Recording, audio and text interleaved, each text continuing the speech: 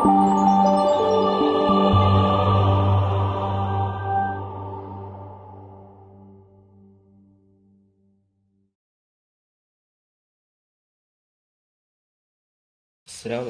warahmatullahi wabarakatuh. Nama saya Ashraf Nabil bin Suzali.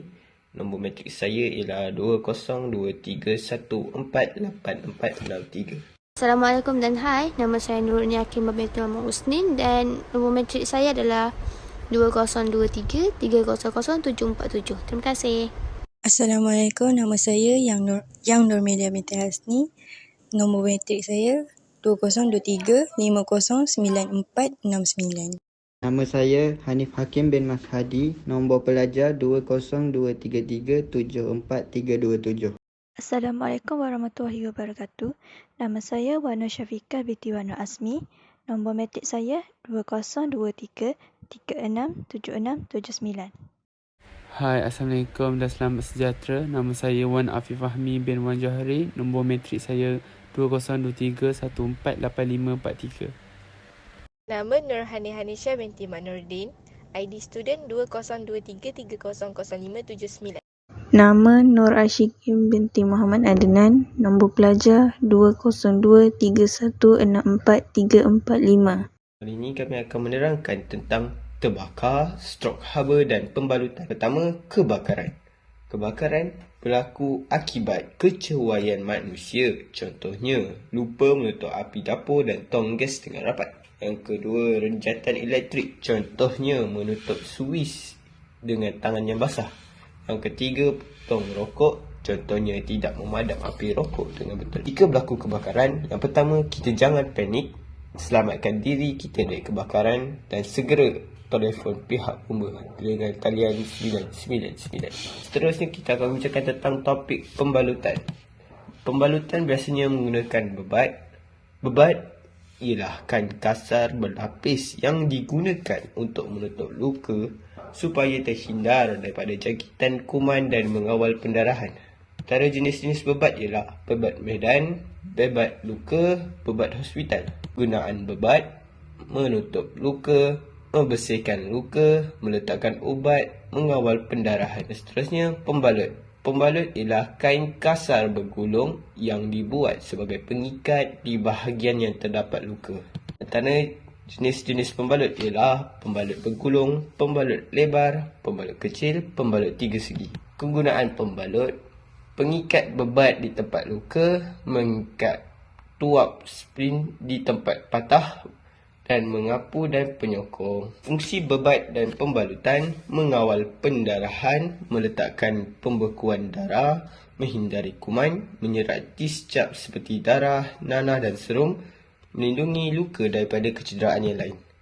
Tata cara am membebatkan luka: tangan penolong kejemasan perlulah dibersihkan sebelum melakukan perubatan luka. Tentukan saiz bebat yang sesuai bagi menutup luka.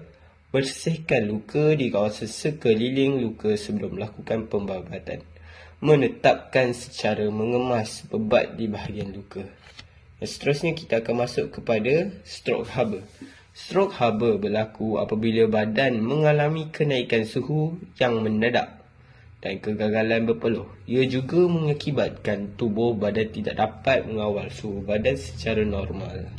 Antara puncanya ialah pendedahan kepada cuaca dan suhu panas yang melampau secara berpanjangan.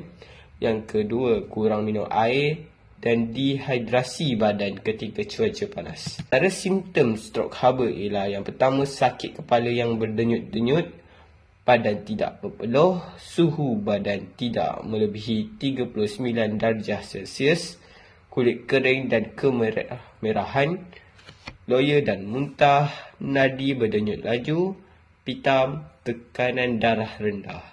Antara cara mengatasi stroke haba ialah minum air yang mencukupi, elak senaman yang sukar dan tidak perlu, duduk di kawasan yang nyaman dan redup, kurangkan kafein, alkohol dan gula, amalkan pemakanan sihat dan seimbang, pakai pakaian yang longgar, ringan dan berwarna terang, lebihkan berada di dalam rumah dan kurangkan aktiviti luar. Tidak duduk di dalam kereta yang tiada pengemudi. Cara memberi pertolongan kepada mangsa strok haba. Yang pertama, kita mesti letakkan mangsa di tempat yang teduh dan nyaman. Baringkan mangsa tersebut. Hubungi pihak kesihatan. Gunakan kipas ataupun hawa dingin untuk menurunkan suhu badan mangsa. Beri mangsa minum air. Tinggikan kaki mangsa ketika masa baring. Letakkan tuala lembap atas badan mangsa. Itu sahaja. Pendarahan hidung dan renjatan. Pendarahan hidung. Apa itu pendarahan hidung? Pendarahan hidung atau epiktasis berlaku apabila salur darah kapilari di rongga hidung pecah atau koyak. Punca. Pertama, kecederaan. Kedua, udara terlampau sejuk atau kering. Ketiga, terlalu kerap bersin. Keempat, jangkitan sinus. Dua jenis epiktasis. Pertama, pendarahan di bahagian hadapan, iaitu pada bahagian ini selalunya membabitkan sebelah bahagian hidung sahaja dan mudah diberhentikan. Manakala pendarahan di bahagian belakang, pendarahan bahagian ini berlaku lebih banyak dan berbahaya. Ia boleh menyebabkan saluran pernafasan tersumbat dan berisiko tersedut darah ke dalam paru-paru dan sukar untuk dikawal. Cara merawat. Pertama, picit bahagian bawah hidung yang lembut selama 20 hingga 30 minit. Kedua, letakkan ketulan ais di pangkal hidung untuk mengucupkan salur darah serta mengurangkan pengaliran darah di bahagian tersebut. Ketiga, lepaskan pijitan pada hidung. Selepas 10 minit, periksa sama ada pendarahan telah berhenti atau tidak. Cara mengelakkan. Pertama, sekiranya kulit mudah kering, gunakan semburan selin untuk menjaga kelembapan dalam hidung. Kedua, gunakan pelembap udara apabila berada terlalu lama di dalam udara sejuk. Ia akan meningkatkan kelembapan udara dan memudahkan untuk bernafas. Ketiga, jika terlibat dalam kegiatan sukan lasak, gunakan alat pelindung muka untuk mengurangkan impak kecederaan pada hidung. Renjatan. Apa itu renjatan? Renjatan membawa maksud sesuatu keadaan di mana peredaran darah terganggu disebabkan oleh penurunan tekanan saluran darah yang menyebabkan organ-organ penting seperti otak, jantung dan buah pinggang tidak dapat berfungsi dengan baik. Renjatan juga boleh mengakibatkan seluruh badan menjadi lemah, pening, hitam dan tidak sedar diri. Mangsa akan meninggal dunia jika tidak dirawati dengan kadar segera. Definisi renjatan elektrik.